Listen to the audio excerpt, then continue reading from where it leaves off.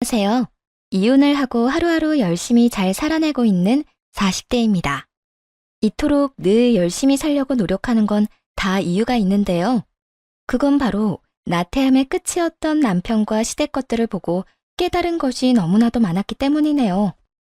나태 지옥에 빠져 자신의 삶을 지옥 구렁텅이까지 밀고 들어간 그 멍청한 인간들의 이야기를 이제 시작해 보려고 합니다.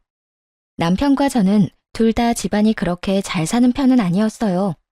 친정, 시댁, 어느 집안의 사정이 더 여의치 않은지 따지는 것조차 무의미할 정도로 고만고만한 집안의 장녀와 차남이었습니다.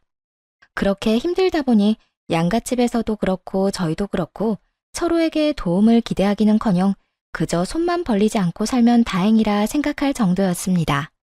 사는 것이 그렇게 여의치 않은 와중에도 시모는 시집살이를 모질게 시키곤 했는데요. 본인이 호되게 당해서 시집살이라면 치가 떨린다고 했던 사람이었는데도 그걸 저에게 똑같이 하고 있더라고요. 시집살이란 게 그렇잖아요. 어떻게 같은 사람으로서, 같은 여자로서 저렇게까지 모질게 대할 수가 있나? 내가 이딴 꼴이나 당하려고 결혼한 것인가? 이걸 도대체 언제까지 참고 살아야 하나? 등등의 생각이 절로 날 만큼 사람을 몰아붙이는 것이요. 시모의 시집살이도 마찬가지였어요. 그중 단연코 가장 이해가 되지 않았던 레파토리는 바로 임신이었네요. 먹고 사는 것도 걱정인 그 당시에 시모는 생각이 있는 것인지 없는 것인지 임신은 언제냐며 사람을 괴롭히는데 정말 미칠 것만 같더라고요. 너희는 아직도 임신 소식이 없니? 네? 어머님, 매번 말씀드렸잖아요. 사정이 여의치 않은데 임신을 어떻게 생각하겠어요? 사정은 사정이고 임신은 임신이지. 넌 매번 말도 안 되는 이유로 핑계를 대더라. 나 봐라. 그 먹고 살기 힘든 시절에도 한 번에 2명 낳아서 이렇게 잘 키우지 않았니? 낳기만 낳으면 애들은 어떻게 해서든 다 커. 그건 옛날 말이고요. 요즘엔 애 하나 키우는데 돈이 얼마나 드는 줄 아세요? 그리고 돈도 돈이지만 저희도 마음의 여유가 너무 없기도 해요. 이런 상황에 꾸역꾸역 임신하고 출산하면 저희나 그 태어날 애나 행복할까요? 저희는 돈도 돈이지만 마음의 여유가 좀 더 있을 때 아기 갖고 싶어요. 그러니까 당분간 임신 이야기는 꺼내지 말아주세요. 준비는 무슨 준비야? 낳기만 낳으면 다 알아서 큰다니까. 그리고 네가 뭔데 나한테 말하라 말라 명령질이야? 넌 그냥 내가 하라면 하라는 대로 하면 되지. 하여튼 난 너 볼 때마다 다시 상기시켜줄 테니 각오하고 있어. 내가 방금 네 말이 괘씸해서라도 임신할 때까지 닥달해버릴 것이야. 네, 시모는 어려운 형편에도 쌍둥이를 키워냈다는 것에 자부심이 있는 사람이었죠. 하도 들어서 귀에 딱지가 않칠 지경이었네요. 게다가 제 말은 들은 척도 하지 않고 같은 말만 반복하기 십상이었고요. 같은 사람인데 저렇게까지 말이 통하지 않고 막무가내로 나오면 정말이지 대화 따위는 하고 싶지 않아지는 거 아세요? 싸움을 하려고 해도 대화가 돼야 싸움을 하죠. 결국 그냥 대화하는 것은 포기해버렸고 시모가 뭐라고 하든 말든 무시해버리는 지경에 이르렀네요. 처음엔 본인의 말을 무시한다고 화를 내던 시모도 일관적으로 계속 무시해버리니 어느 순간부턴 포기했나 보더라고요. 그렇게 나름대로 제 살 길을 찾아가고 있는데 이번엔 남편이 문제를 일으키더군요. 남편은 작은 중소기업에 다니고 있었는데 어느 날은 퇴근 시간에 신우와 함께 집으로 들어왔어요. 그리고 대뜸 한다는 말이 회사를 그만뒀다고 하더군요. 나 회사 그만뒀어. 앞뒤 설명도 없이 그만뒀다고 하는데 대형 사고를 쳐놓고 왜 이렇게도 당당한가 싶었네요. 당시 제가 다니던 회사도 문을 닫게 되어 여기저기 면접을 보고 다니던 시기라 더욱 막막하더라고요. 뭐? 회사를 그만둬? 그게 갑자기 무슨 말이야? 나하고 상의 한마디 없이 그런 결정을 하면 어떻게 해? 앞으로 어떻게 하려고? 이직할 만한 곳이라도 있어? 아니면 다른 계획이 있는 거야? 나 누나 가게 인수해서 장사할 거야. 신우이가 갑자기 왜 저희 집에 왔나 했더니 이유가 따로 있었더라고요. 신우이의 가게는 만년 적자만 나는 가게로 그렇지 않아도 없는 시댁 살림을 더 힘들게만 하는 가장 큰 구멍이었습니다. 그런 신우이의 가게를 인수한다니 기가 막혔어요. 굳이 묻지 않고 듣지 않아도 뻔하게 알 수 있는 내막이었죠. 평소에도 게으르고 귀가 얇은 남편에게 신우이가 온갖 달콤한 말로 홀려댔다는 것을요. 평소에도 농담처럼 가게 인수하고 사장님 소리 듣고 사는 건 어떠냐고 말하더니 그것이 결코 농담이 아니었던 것이었죠. 남편에게 절대 안 된다고 그 자리에서 못을 박았고 그렇게나 단호하게 나오자 신우이가 나서서 저를 설득하기 시작하더군요. 옳게. 그러지 말고 잘 생각해봐. 옳게도 지금 취업 안 돼서 면접만 보고 다니고 내 동생도 회사 그만둬버려서 몰릴 수도 없는 상황이라고. 어차피 두 사람한텐 내 가게 인수하는 것밖엔 답이 없어. 형님, 진짜 너무한 거 아니에요? 갈 때마다 파리만 날리는 그 식당을 어떻게 다른 사람도 아니고 친동생한테 떠넘길 수가 있어요? 옳게야말로 무슨 말을 그렇게 해?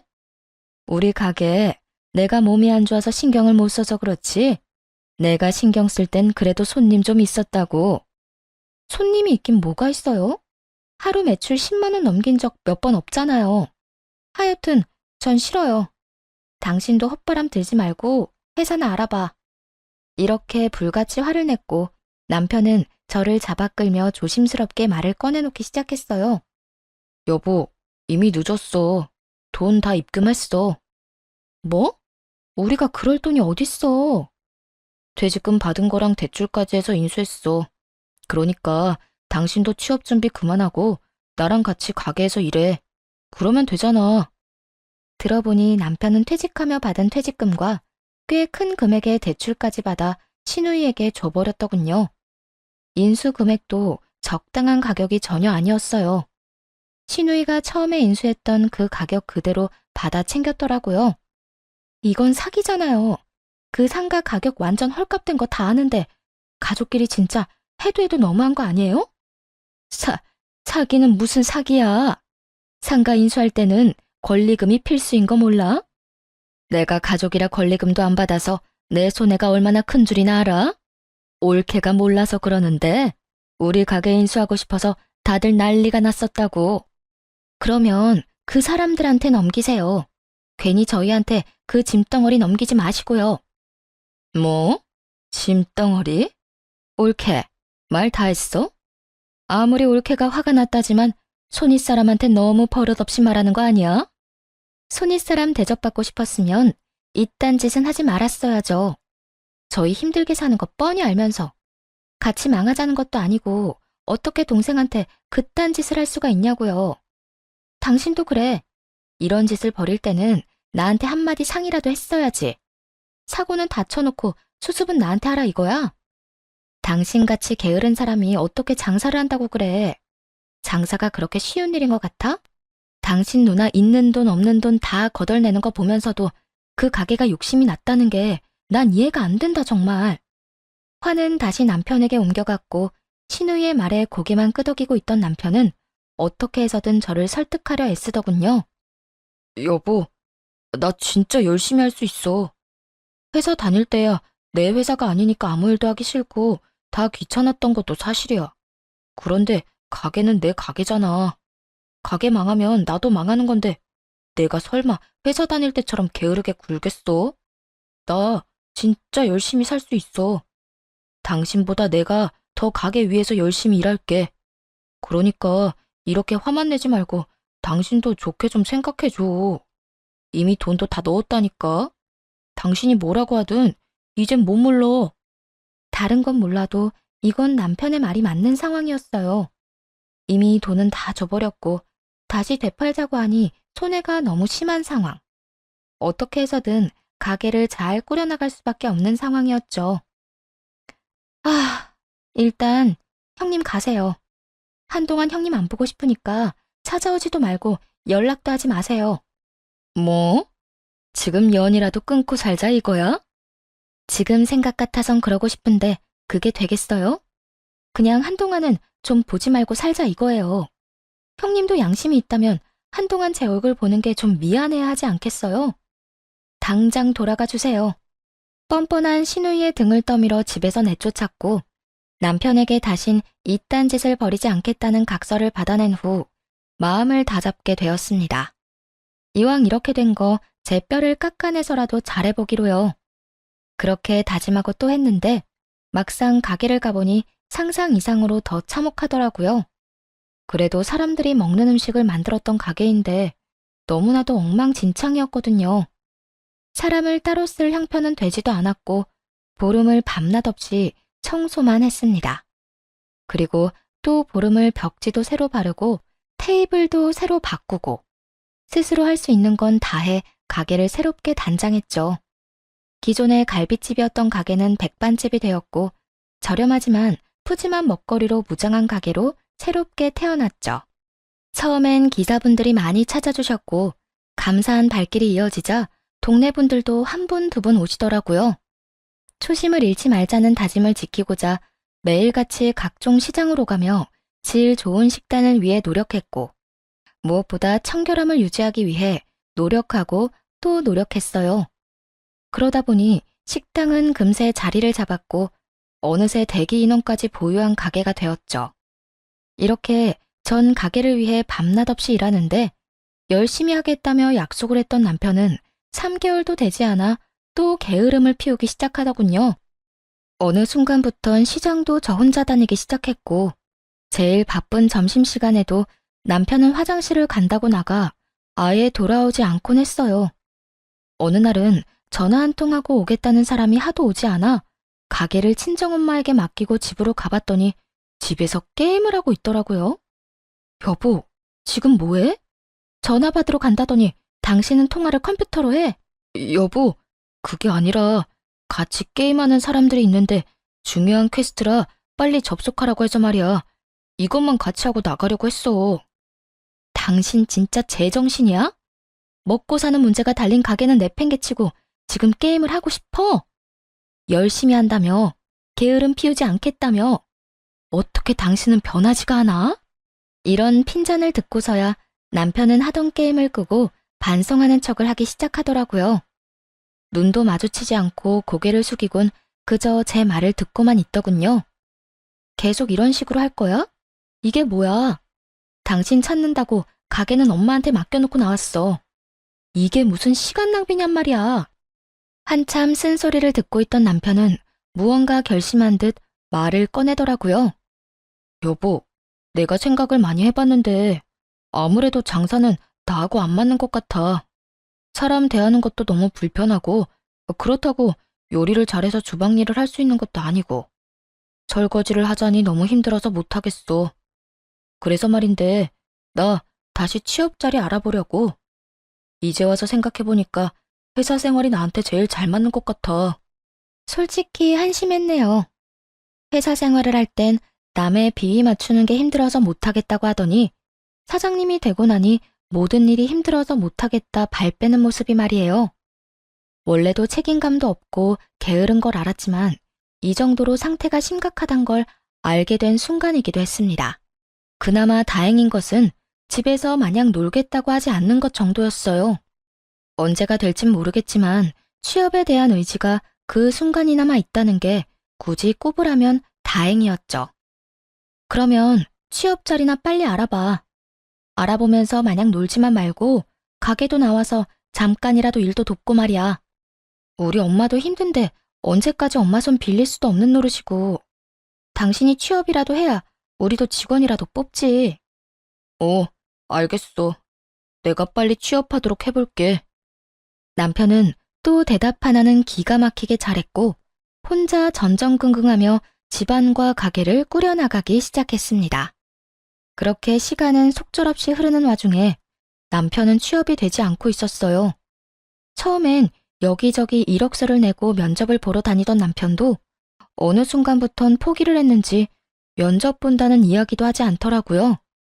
그렇다고 해서 가게에 나와서 일을 돕는 것도 아니었고 낮엔 잠만 자는 것인지 밤만 되면 시끄럽게 굴어 하루가 멀다고 다툼이 일어나곤 했어요. 안 자? 지금 시간이 몇 시인데 라면을 끓여 먹어. 배고파서 그러지. 이것만 먹고 잘 거니까 먼저 자. 이렇게 시끄럽게 구는데 내가 어떻게 잠을 자? 그러게, 내가 아까 밥 먹으라고 했잖아. 그땐 먹지도 않더니 이게 뭐야? 그렇지 않아도 피곤해 죽겠는데. 그만 좀 해라. 내가 진수성찬을 차려 먹는 것도 아니고 고작 라면 하나도 내 마음대로 못 끓여 먹냐? 누가 먹지 말래? 이 꼭두 새벽에 시끄럽게 먹지 말고 저녁 먹을 때 먹든지 낮에 먹든지 하란 말이야. 그리고 당신 요새 뭐 하길래 이렇게 밤에 잠도 안 자고 시끄럽게 굴어? 보니까 해 뜨면 자는 것 같던데 그렇게 해서 취업은 언제 하겠다는 거야? 내가 하고 싶다고 쉽게 취업이 되는 줄 알아? 나도 취업하고 싶은데 마음처럼 잘 안 되는 걸 어쩌란 거야. 취업이 안 되면 가게라도 나와야 할 거 아니야. 낮에는 자고 밤에는 사람 잠도 못 자게 시끄럽게 굴고. 이럴 거면 취업하지 말고 다시 가게 나와. 나와서 뭐라도 하라고. 그만 좀 해, 제발. 안 먹을게. 안 먹고 밤에 조용히 할 테니까 잔소리 좀 그만해. 나도 숨 막혀. 나도 답답하다고. 그러니까 사람 좀 그만 잡아. 남편은 도리어 큰 소리를 치며 라면 냄비를 싱크대에 던져버리더니 자리를 피해버리더군요. 하고 싶은 말이야 밤을 새워도 모자랄 지경이었지만 더는 따질 힘도 남아있지 않았어요. 생활을 위해 조금이라도 자고 일을 해야 했으니까요. 일손이 부족한 가게와 나태한 남편 때문에 그렇지 않아도 힘든 나날들을 보내고 있는데 개업했을 때도 오지 않던 시모와 시누이가 가게로 찾아왔더라고요. 파리만 날리던 전과는 달리 손님으로 꽉 찬 가게 안을 둘러보는 두 사람에게서 군침 흘리는 소리가 제가 일하던 주방까지도 다 들려오더라고요. 그런 두 사람을 신경도 쓰지 않고 손님 맞이에 정신이 없었고 바쁜 시간이 지나가고 두 사람을 찾으니 언제 돌아간 것인지 보이지 않더라고요. 늦은 밤 가게를 정리하고 집으로 돌아가니 시모와 시누이 그리고 남편 놈까지 둘러앉아 작당 모의를 하고 있더군요. 네, 여러분이 지금 생각하시는 그것 맞습니다. 가게를 내놓으라고 하더군요. 올케, 오늘 보니까 그 식당 올케가 감당하긴 버거워 보이던데 다시 나한테 넘겨라. 그래, 너 보니까 너무 힘들어 보이더라. 그러지 말고 네 시누이한테 다시 가게 넘기거라. 어차피 그 가게 네 시누이 가게였지 않니? 당신 계속 힘들다고 했잖아. 엄마랑 누나가 지금 가게 넘기면 권리금 1,000만 원도 챙겨준대. 완전 이득이잖아. 이참에 당신도 가게 넘겨버려. 인간들이 어떻게 이렇게까지 양심이 없을 수가 있는지 어이가 없어 욕도 나오지 않았어요. 하긴 남편 놈도 저 지경인데 누구한테 뭘 바라겠어요. 제 가게는 제가 지켜야죠. 웬일로 가게까지 왔나 했더니 이런 말이나 하려고 온 거였어요? 그냥 우리는 올케 얼굴도 볼 겸 해서 갔는데 올케가 너무 힘들어 보이기도 하고 바쁜 것 같아서 그냥 돌아왔지. 그래도 오랜만에 보러 온 건데 그냥 가기도 그래서 여기서 기다리고 있었고 말이야. 그렇게 힘들어 보이면 테이블이나 한번 닦아주고 가기라도 하지 그랬어요. 그리고 저요. 아무리 힘들어도 이제 와서 가게 넘길 생각 전혀 없어요. 그러니까 남의 가게에 괜한 군침 흘리지 마세요. 개판 5분 전인 가게 넘길 때는 언제고 이제 와서 1,000만 원 더 줄 테니 다시 내놔라. 그러면 제가 넙죽 넘길 줄 알았나 본데 꿈도 꾸지 마시라고요. 시누이는 일단 제 길을 꺾어놓고 시작해야겠다 싶었는지 급하게 제 말투를 트집 잡으며 친정까지 들먹이기 시작하더군요. 올케, 저번부터 말이 너무 심한 거 아니야? 나한텐 그렇다 쳐도 우리 엄마도 있는데 이딴 식으로 말하는 건 아니지. 올케는 친정에서 가정교육도 안 받고 시집 왔어? 아니면 올케네 친정에선 어른한테 그딴 식으로 말해 라고 가르쳤어? 그러는 형님은 가정교육 잘 받은 사람처럼 보이는 줄 아세요? 형님은 지금 가정교육은커녕 의무교육도 받지 못한 사람처럼 굴고 있다는 거나 아세요?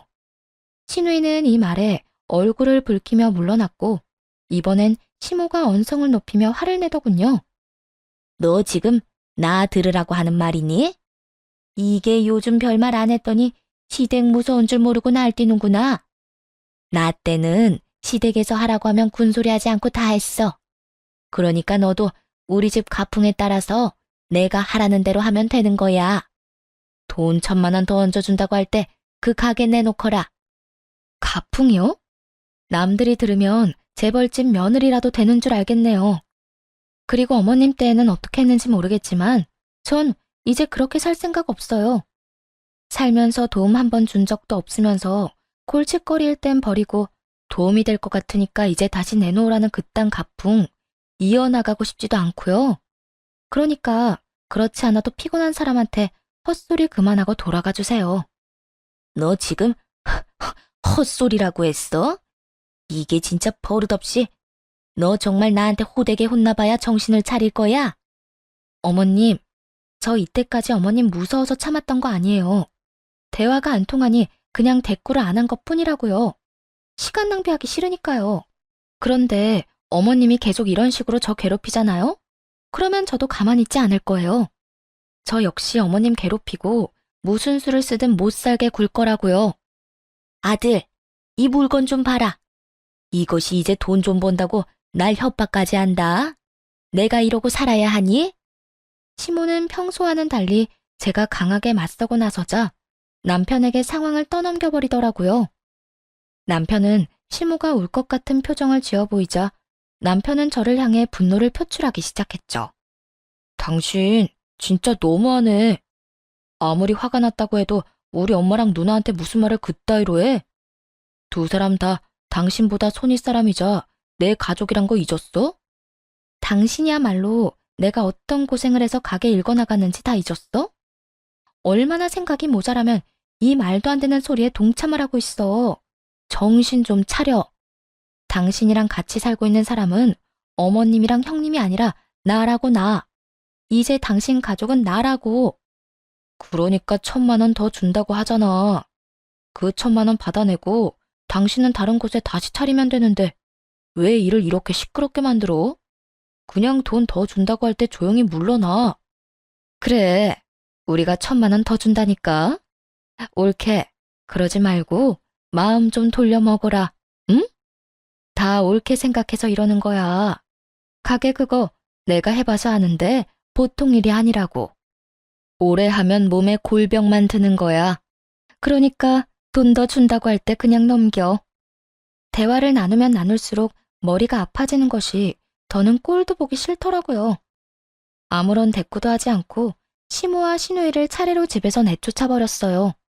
그러자 남편은 언성까지 높이며 화를 내더군요. 진짜 뭐하는 짓이야? 당신이 뭔데 우리 집에서 우리 엄마랑 누나를 내쫓아? 당신 집만 돼? 내 집도 돼. 그리고 이 집 월세 지금 내가 내거든?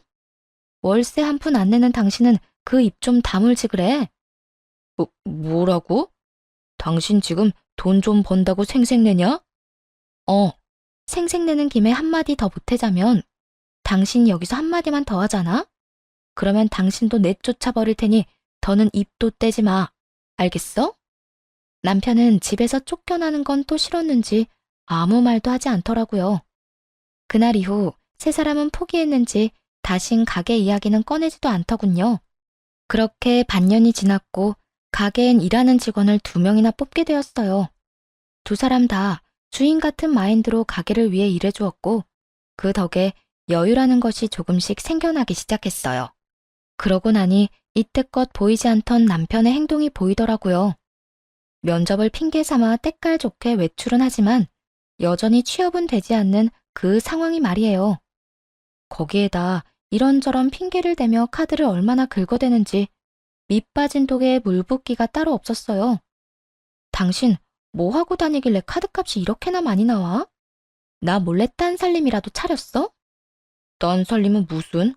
이 사람이 큰일 날 소리를 하고 있어. 친구들 만나서 밥도 사주고 술도 사주면서 취업자리 부탁하고 다니다 보니까 그렇지. 아무리 백수라도 부탁하는 입장에 얻어먹을 수는 없잖아. 조만간 좋은 소식 들려줄 테니까 당신은 잔소리 좀 하지 말고 기다려. 진짜지? 이번엔 헛돈만 쓰고 다닌 거 아닌 거지? 그래. 조금만 좀 기다려봐. 그렇게 도대체 뭘 하고 다니나 의심만 가득하던 어느 날, 우연히 남편의 휴대전화에서 카드 이용 내역을 보게 되었어요. 그런데 호텔을 다닌 내역이 떡하니 있더라고요.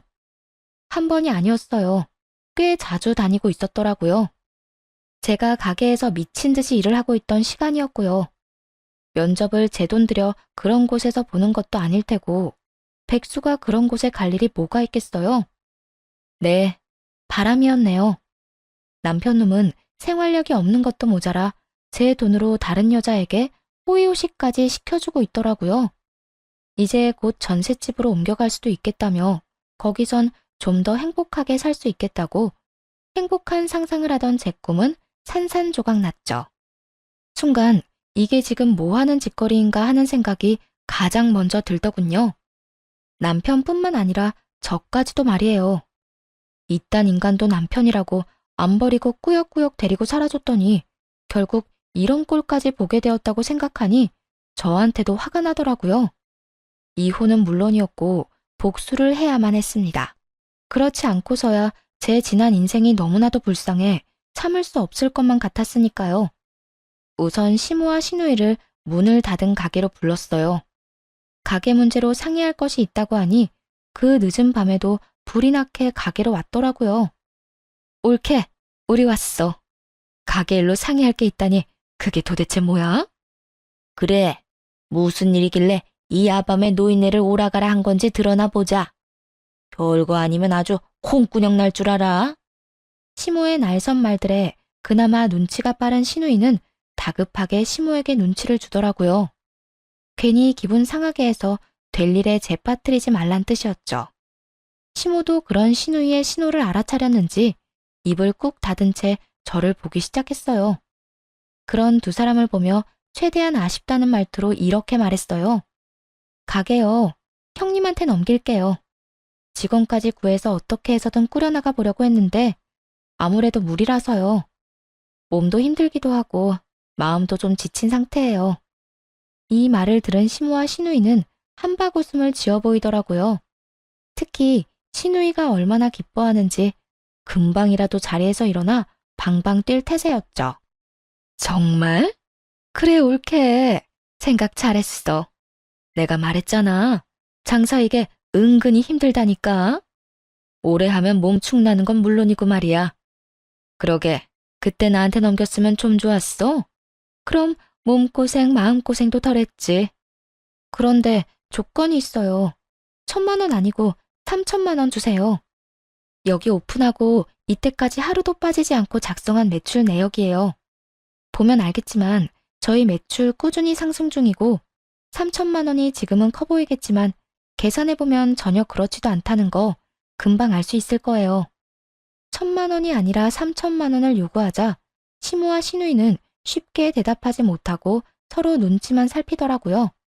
이대로 두면 일을 그르치겠다 싶어서 두 사람을 다그쳤네요. 싫으세요? 싫으시면 그냥 안 하셔도 돼요. 어차피 정 가게 넘길 생각이고 굳이 형님이 아니라도 이 가게 탐내는 사람들은 많거든요. 사실 5,000만 원까지 준다는 사람도 있었는데 형님 생각해서 싫다고 했었어요. 그러니까 부담되는 금액이면 그냥 안 넘겨받으셔도 돼요. 그렇게 되면 전 오히려 더 좋긴 하거든요. 더 큰 금액이 제 입에서 나오자 시누이보다 시모가 더 안달이나 손을 붙잡고 난리를 부리더군요. 아, 아니야. 우리가 하마. 그 3,000만 원 우리가 줄 테니까 그냥 우리한테 넘기거라. 다른 사람한테 넘기면 절대로 안 된다. 돈 2,000만 원으로 가족끼리 얼굴 붉힐 일 만들지 말라니 말이야. 그래, 옳게. 우리가 할게. 그러니까 조금만 기다려줘. 사실 돈이 없어서 대출 좀 알아봐야 하거든. 알겠어요. 그런데 될 수 있으면 빨리 좀 마련해서 주세요.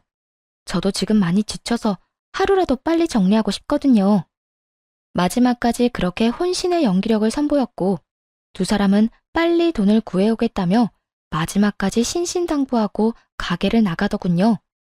그리고 며칠 뒤 두 사람은 돈을 마련해왔고 그렇게 가게를 시누이에게 무사히 넘기게 되었죠. 3,000만 원의 이득을 챙기고서 말이에요. 돈은 챙겼고 이젠 남편의 차례였어요. 제가 집에서 버티고 있자 외출도 마음대로 하지 못하고 눈치만 살피던 남편놈을 불러다 앞에 앉혔어요. 왜? 뭐? 할 말 있어? 어, 당신 바람 피우고 있더라? 뭐? 당신 꿈 꿨어? 내가 바람은 무슨 바람이야? 남편은 되지도 않는 연기를 하며 딱 잡아댔지만 이미 남편의 휴대전화에서 찾은 증거들이 가득한 상태였어요. 이거 보고도 아니란 말이 나와? 이건 사진이고 이건 두 사람이 나눈 대화. 이래도 아니야? 남편은 증거들을 살펴보는가 싶더니 이내 다 체념했단 목소리로 이렇게 말하더군요. 그래, 나 바람났어. 차라리 잘 됐어. 그렇지 않아도 당신 속이고 다니는 것도 힘들었는데 이혼하자. 어차피 우리 서로한테 남은 감정도 없잖아. 그런데 당신 가게도 넘겼다면서 나랑 이혼하고 어떻게 살려고 그래? 혼자 잘 살 수나 있겠어? 뭐, 만약에 당신이 나 바람 피우고 다니는 거 눈 감아준다고 하면 당신이랑 좀 더 살아줄 의향도 있으니까 원하면 말해. 내 살 길은 내가 알아서 찾을 테니까 당신이나 똑바로 잘 살아. 이혼도 빨리 해주고 말이야. 일단 이 집에서 먼저 좀 나갈래? 난 누구와 달리 비위가 약해서 역겨운 사람이랑은 한순간도 같이 있질 못해서 말이야. 그래, 나가줄게. 나가주는데 후회하지 마라. 응, 절대 후회 안 할 테니까 조용하고 빨리 나가. 그 후 이혼은 비교적 빠르고 순조롭게 진행되었습니다. 상간녀 소송도 물론 잘 끝이 났어요. 양쪽에서 위자료를 다 받아냈고 그 덕에 전 남편은 빚쟁이가 돼버렸죠. 그렇게 이혼하고 난 후 전 시댁에 팔아넘긴 가게 바로 건너편에 똑같은 가게를 냈죠.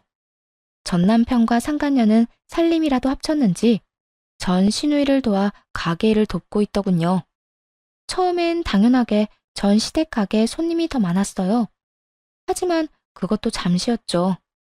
식재료와 청결을 가장 중요하게 여기던 저와는 달리 재료비를 아끼느라 식재료는 형편없는 것들만 골라 쓰는 것도 모자라 위생 상태 역시 신경조차 쓰지 않는지 전 시누이의 가게에는 손님이 눈에 띄게 줄어들기 시작하더라고요. 그런 그쪽과는 달리 제 가게엔 점점 더 손님들이 늘어났고 제 단골 손님이셨던 분들까지 다시 저희 가게로 찾아오며 빠르게 상황은 역전되었습니다. 상황이 그렇게 되자 시모와 시누이, 전 남편과 상간녀까지 제 가게를 염탐하기 위해 찾아왔고 그곳에서 다시 만나게 되었죠. 저를 본 전 시누이는 화를 내며 난동을 피우기 시작하더군요. 이게 무슨 상도덕도 없는 짓거리야? 돈 받아 가게 팔아넘기고 이혼까지 했으면 저 멀리 가서 쥐 죽은 듯이 살기나 하지. 여기가 어디라고 여기에다 가게를 차려서 내 가게를 망하게 해? 난 그냥 그쪽 동생이 시킨 대로 한 것뿐이야. 기억 안 나? 그쪽 동생이 나한테 돈이나 더 얹어받고 다른 곳에서 가게 다시 차리라고 했던 거. 돈 더 받으라고 해서 더 받았고 다른 곳에 가게 차리라고 해서 차렸는데 무슨 문제 있어? 내 동생이 여기에다 가게 차리라고 한 적은 없었잖아. 내가 그런 것까지 전 남편 말을 들어야 해? 어디에 가게를 어떻게 차리든 내 마음이고 내 뜻이야. 그러니까 이렇게 찾아와서 난동 피우지 말고 얼른 다 데리고 꺼져. 시누이가 말로는 저를 당해내지 못하자 이번에는 전 남편이 나서 따지기 시작하더군요. 그래봤자 상대가 되진 않았지만요. 당신 진짜 이건 아니지. 당신 때문에 우리 가게에 파리 날리는 거 안 보여?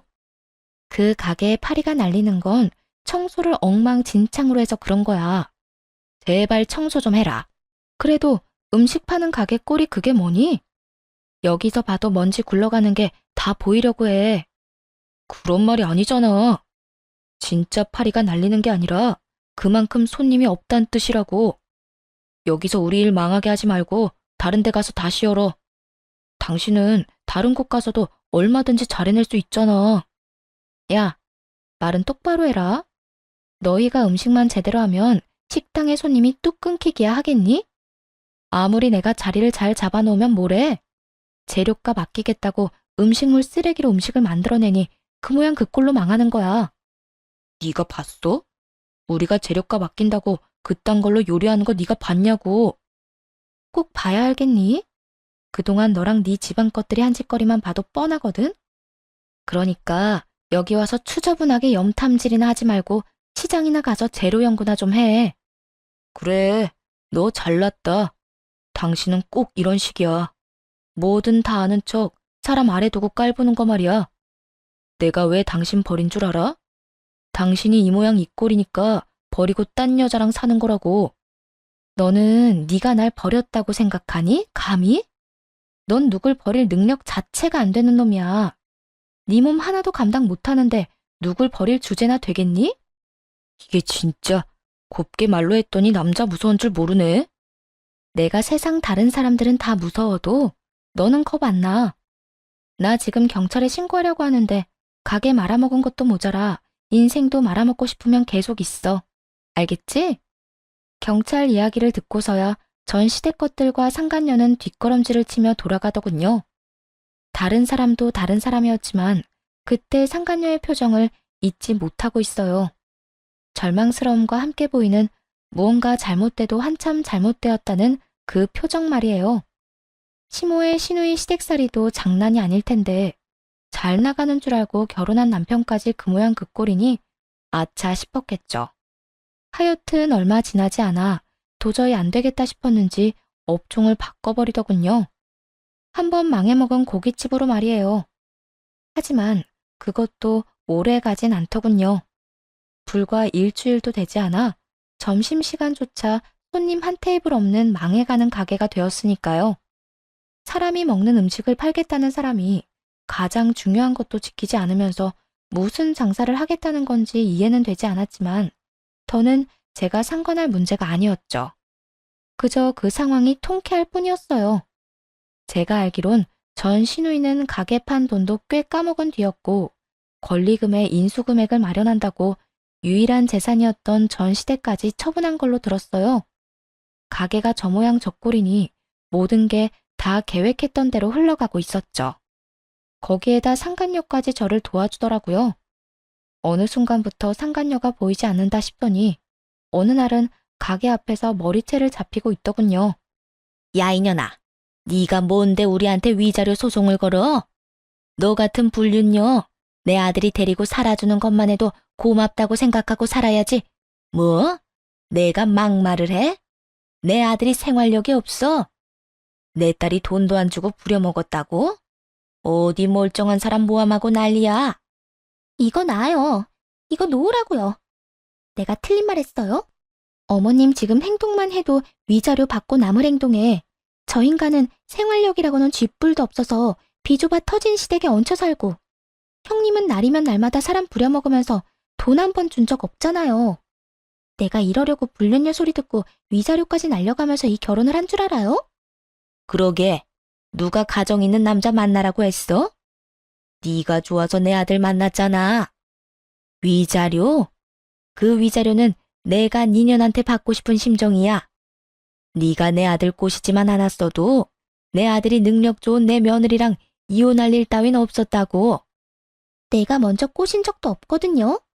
저 인간이 먼저 비싼 물건 사주면서 나 꼬신 거라고요. 정말 난리도 그런 난리도 또 없더라고요. 전 신고의식이 투철한 시민답게 경찰에 신고를 해주었고 전 시모는 끝까지 자신은 잘못한 것이 하나도 없다고 악다구니를 쓰며 끌려가더군요. 이렇게 통쾌한 복수가 될 거라곤 생각 못했는데 10년 묵은 채증이 다 내려가는 기분이었어요. 그 후 며칠 가게 문도 열지 않고 조용하다 싶었는데 다시 작당 모의를 했는지 세 사람이 가게로 찾아왔더라고요. 또 무슨 일인가 싶어 시선을 주니 세 사람은 누가 먼저라고 할 것도 없이 무릎을 꿇고 빌기 시작했어요. 여보, 진짜 잘못했어. 당신만한 사람이 없는데 내가 정말 미쳤었나 봐. 뭐? 여보? 쳤니? 이제 와서 왜 이래? 뭐 잘못 먹기라도 했어? 그리고 네 마누라는 어쩌고 나한테 와서 이래? 옳게. 그렇게 날카롭게 굴지 말고 내 동생 사과 좀 받아주라. 응? 그 여자는 이제 이혼할 거고 여러 일 겪으면서 내 동생 반성 많이 했어. 그동안 올케한테 말을 못해서 그렇지. 얘 밤마다 올케 이름 부르면서 울더라니까. 내가 진짜 속상해서 혼났다고. 엄마도 봤지? 얘 밤마다 우는 거. 그럼 밤마다 네 이름 부르면서 우는데 나까지 눈물이 다 나서 혼났다. 그러니까 아가, 화는 이 정도로만 내고 이만 용서해 주거라. 이 정도 했으면 할 만큼 하지 않았니? 다 화나지만 특히 전시모의 말이 제일 화가 나더군요. 전시모는 마치 제가 전 남편의 고삐라도 잡고 싶어 이 모든 일을 벌였다는 듯 말하고 있었어요. 제가 한가한 사람도 아니고 그런 착각을 한다는 자체가 황당하고 어이가 없었어요. 아줌마, 착각은 집에 가서 거울 보고 혼자 하세요. 나 아줌마 아들 다시 데리고 와서 살 생각 전혀 없어요. 내가 그 집구석에서 어떻게 벗어났는데 미치지 않고서야 또 거길 들어가겠어요? 거기에다 이젠 집도 없잖아요. 아우, 난 싫어요. 그러니까 나한테 빌붙을 생각하지 말고 본인 삶은 본인들이 책임 좀 지고 삽시다. 빈대도 이 정도로 염치 없는 짓은 안 한다고요. 말이 얼마나 술술 잘 나오는지 제가 한 말에 제가 감탄이 다 흘러나오더라고요. 세 사람도 이 말에 약이 바싹 오르긴 올랐는지 얼굴부터 목까지 빨개져 씩씩거리기 시작했어요. 올케, 우리 빈대 아니거든. 우린 단지 올케 혼자 살면 힘들 것 같으니까 올케 생각해서 온 거라고. 내 생각은 나 혼자 해도 충분하니까 나한테 신경 끄고 불쌍한 네 인생이나 신경 써. 남은 인생에 빛 한 점 보이지 않는 인간들이 남 걱정을 왜 하는 거야? 너 진짜 말 다 했어? 내가 너 가만 안 둘 거야. 전 신우이는 저에게 달려오며 손을 뻗었고 전 가뿐하게 그 더러운 몸을 피해버렸죠. 그 덕에 전 신우이는 심하게 고꾸라졌고 남의 가게 안에서 아프다며 시끄럽게 울기 시작했어요. 전 시모는 울고불고 난동을 피우는 딸을 달래느라 바빴고 전 남편은 저를 쏘아보기 시작하더군요. 당신 진짜 해도 해도 너무한다. 당신이랑 싸우겠다고 찾아온 것도 아니고 화해하자고 사과하려고 온 사람한테 이렇게까지 해야 해? 좋은 게 좋은 거라고 적당히 좀 하고 받아주면 다들 좋은 일이잖아. 따져보자면 네가 가해자고 내가 피해자인데 피해자인 내가 용서해주는 것도 가해자 말에 따라줘야 해? 난 네가 용서가 안 되는데 왜 네 마음대로 하라 말아야? 용서를 할지 안 할지는 내가 정해, 네가 아니라. 내가 죽을 죄라도 지었어? 그런 것도 아니잖아. 난 그저 잠깐 한눈 좀 판 것뿐이라고. 그런 사소한 잘못 좀 했다고 당신이 이렇게까지 나오는 거 나 이해 안 돼. 난 이제 와서 이러는 너희가 더 이해가 안 돼.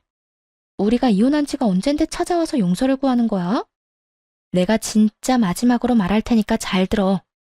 우리는 이혼했고 당신이랑 당신 가족들이 물구나무를 서고 빌어도 용서할 생각 없어. 그러니까 제발 좀 나한테 찾아오지 말고 너희끼리 잘 살아. 괜히 잘 살고 있는 사람 좀 괴롭히지 말고 말이야. 그래, 얼마만큼 잘 먹고 잘 사나 두고 보자. 내가 어떻게 해서든 우리 식당 일으켜 세워서 이 가게 다 망하게 만들어줄 거라고. 마음대로 다 하고 제발 좀 가. 당신이랑 당신 식구 때문에 장사도 못하고 있는 거 안 보여? 고함을 지르며 세 사람을 쫓아내려고 했고 전 신우에 이어 전 시모까지 그 자리에 주저앉아 대성통곡을 하기 시작하더군요. 장사를 방해하려고 하는 고의적인 마음이 눈에 훤히 보이더라고요. 아이고, 아이고, 아무리 이혼을 했다고 해도 이러는 법은 없다. 내 아들이 죽을 죄를 지은 것도 아니고 사과하러 온 사람들을 이런 식으로 대접하는 건 아니지. 그쪽들은 어떻게 생각할지 몰라도 저한테는 외도가 아주 큰 죄예요. 제가 이 사람이랑 결혼하고 어떻게 살아왔는데 어떻게 그런 저를 배신하고 그딴 짓을 해요? 그래놓고 이제 와서 뭐? 다시 잘 살아보라고요? 다들 양심이 있어요, 없어요? 아, 이쯤 하면 사람 충분히 괴롭혔으니 나가세요. 당장 나가라고. 난 못 간다. 절대 못 나가. 끝까지 사람 질리게 만드는 재주가 있는 전시댁 식구들은 결국은 또 경찰에 신고를 하게 만들고야 말더군요. 세 사람은 경찰관 분들에 의해 쫓겨나게 되었고 다시 찾아와 괴롭히는 일은 없었습니다. 그 후 전 신우의 가게는 망했고 당연히 전 시댁도 쫄딱 망해버렸어요. 가게를 처분하며 남은 돈은 상간녀에게 위자료로 다 주게 되었다고 하더군요. 그 돈을 받은 상간녀는 저희 가게에서 멀지 않은 곳에 식당을 열었다고 하더라고요. 전 신우의 가게에서 배운 걸 그대로요. 하지만 망해버린 가게 레시피 배워서 가게를 차렸다면 그 끝은 뻔하지 않겠어요. 위자료까지 다 털어넣은 식당, 본전도 못 건지고 망해서 거짓골을 면치 못했다고 하더군요. 하필 배워가도 그딴 걸 배워가서 기껏 받은 돈을 다 날려먹은 것인지 자기 인생 자기가 잘 말아먹었다 싶기도 했네요. 전 여전히 그 자리에서 여전히 하루하루를 열심히 살아가고 있어요. 치솟는 물가에 저렴한 한 끼를 대접하는 것이 버거울 때도 있지만 이제 먹고 살만하니 어려운 사람들을 위해 할 수 있는 데까진 해보려고 합니다. 일과 집만 오가는 생활을 한 지도 꽤 많은 시간이 흘렀는데요. 이런 제가 안쓰러웠는지 친구들이 맞선 자리를 주선해 맞선을 앞두고 있습니다. 어떤 사람이 저와 만나게 될지 알 순 없지만 친구들의 말론 능력도 좋고 다정한 사람이라고 하더라고요. 놓치기 아까운 남자라며 꼭 한번 만나보라고요. 하는 수 없이 나간다곤 했지만 날이 다가올수록 기대가 되며 긴장이 되는 건 어쩔 수가 없네요. 직접 만나봐야 알겠지만 좋은 예감이 드는 것이 이혼 이후 처음으로 연애라는 걸 하지 않을까 하는 좋은 기대로 가득한 요즘이랍니다. 이로써 저의 사연도 끝이 났네요. 어떠셨어요? 욕들 많이 하셨을까요? 저를 보고 답답하다, 왜 데리고 살았나, 진작 버렸어야지 하시며 답답해하실 분들도 계실 거란 거 잘 압니다. 돌이켜보니 저도 과거에 제가 참 답답하고 한심하더라고요. 굳이 변명을 해보자면 그때까지만 해도 남편을 사랑하기도 했고 함께 어려운 시절을 보낸 사람이라 저만큼이나 전 남편도 안타깝고 불쌍했던 것 같아요. 그래서 저마저도 전 남편을 버리면 안 될 것만 같은 기분이 들었던 것 같아요. 어쨌든 과거에 저는 답답했던 걸 인정하고